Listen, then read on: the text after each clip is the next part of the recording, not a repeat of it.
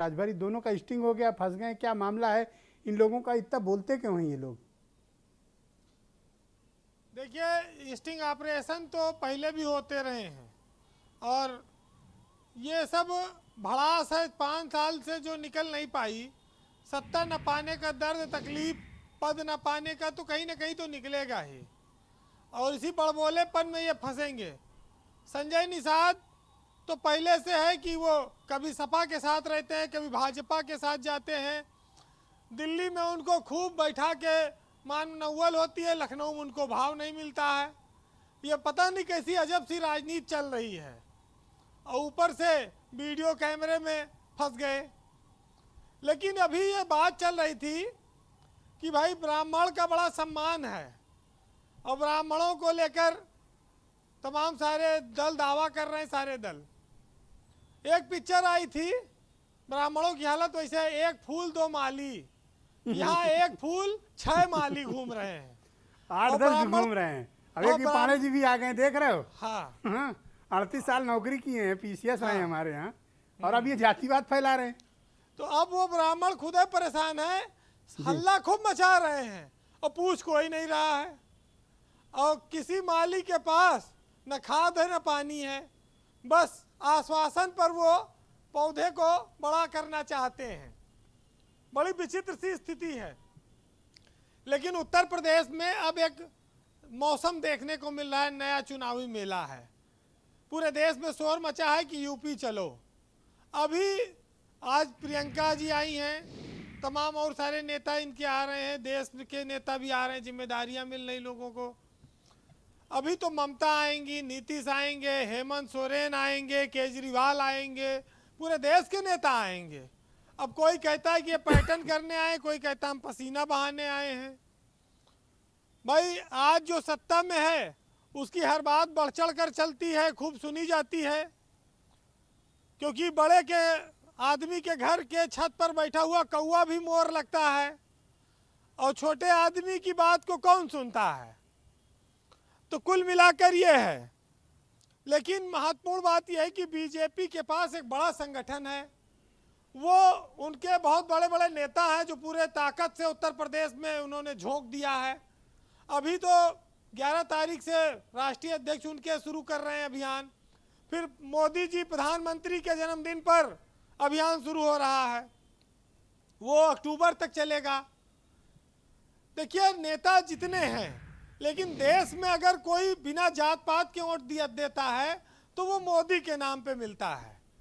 अब वो बीजेपी इसी वजह से जीत भी जाती है, लेकिन बाकी और दल हैं या जो नेता हैं वो सब अपने जातीय समीकरण साधते हैं, उसके आधार पर वोट लेते हैं और मांगते हैं और पाते हैं। अब उत्तर प्रदेश का जो चुनाव है ब्रजेश जी, वो विपक्ष की जो लड़ाई है उस पर बहुत कुछ निर्भर करता है, वो किस तरह से लड़ता है। और आज प्रियंका गांधी आई हैं, कांग्रेस का रुख भी उत्तर प्रदेश में ये निर्भर करेगा कि विपक्ष कैसे जीतेगा, खास तौर से समाजवादी पार्टी, क्योंकि अखिलेश यादव और समाजवादी पार्टी बीजेपी से सीधे टक्कर में है। अगर 10 में से 8 वोट विपक्ष का आप पूछिए तो वो बताएगा कि वो समाजवादी पार्टी की ओर उसका झुकाव है। अगर वहाँ पर मायावती की पार्टी और कांग्रेस और तमाम और विपक्षी दल ये वोट बांट देते हैं तो उसका सीधा सा लाभ भाजपा को मिलेगा जी। हर पार्टी को हक है कि वो अपनी नीतियों के आधार पर वोट मांगे। लेकिन जो 5 साल की योगी की सरकार है, उसकी सरकार में ब्राह्मण एक बहुत बड़ा इशू बना हुआ है। उन्होंने तमाम नेताओं को महत्व दिया, तमाम अफसरों को, ब्राह्मणों को महत्व दिया, लेकिन ये कमी पूरी नहीं हो पाती। ब्राह्मण ये मानने को तैयार नहीं है कि बीजेपी में उसको सम्मान हो रहा है या योगी की सरकार उनकी अपनी सरकार है। ये रह रह कर ये बुलबुला उठ जाता है। बीजेपी इससे खुद को असहज महसूस करती है? बिल्कुल करती है, बहुत ज्यादा करती है, और यही वजह है कि 4 एमएलसी के नामों का वो ऐलान आज तक नहीं कर पाई जी। इसके अलावा बीजेपी दाहिने बाएं से भी चुपचाप चल रही है।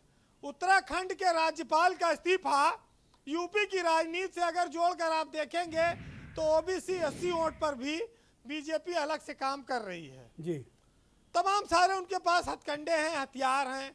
अब लोगों को वो कैसे मनाते हैं कि भाई महंगाई, 100 रुपया पेट्रोल डीजल के बजाय अगर हिंदू मुस्लिम की चर्चा करेंगे तो ज़्यादा फायदे में रहेंगे। तो अब ये देखिए, जो कई सारे माली हैं, एक फूल दो माली की जगह, अरे एक फूल 36 माली भैया। तो जो चल रहा अब है तो ये मामला ही कार्यक्रम, अलग है।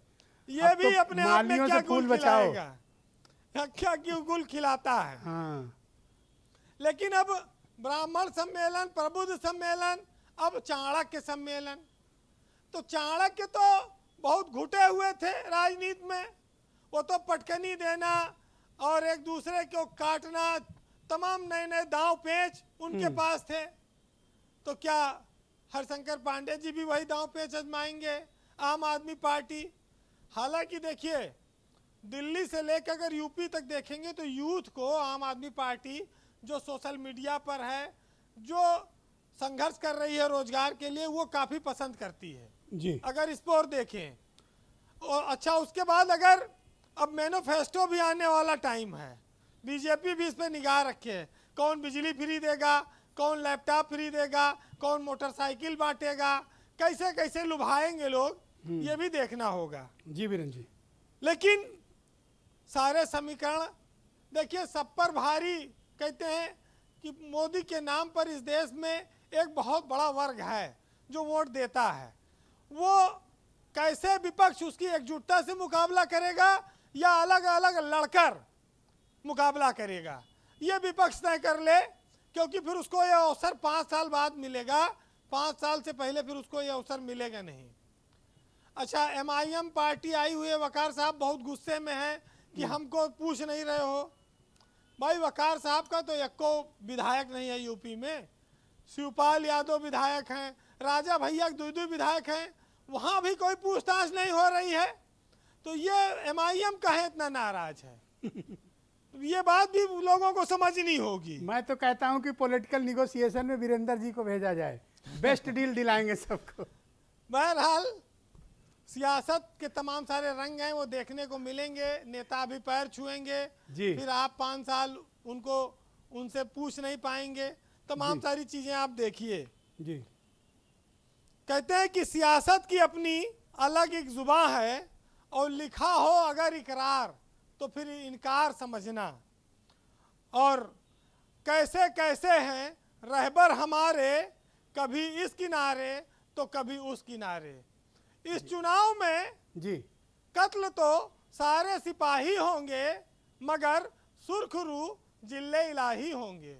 बहुत बहुत शुक्रिया आपका वीरेंद्र जी, आपने बहुत दमदार बात कही। मैं शिवम त्यागी को आमंत्रित करता हूं डिबेट में, भारतीय जनता पार्टी के लीडर हैं। शिवम, मैं आपसे जानना चाहता हूं कि भारतीय जनता पार्टी ब्राह्मणों के मुद्दे पर ऐसा प्रतीत होता है कि राजनीतिक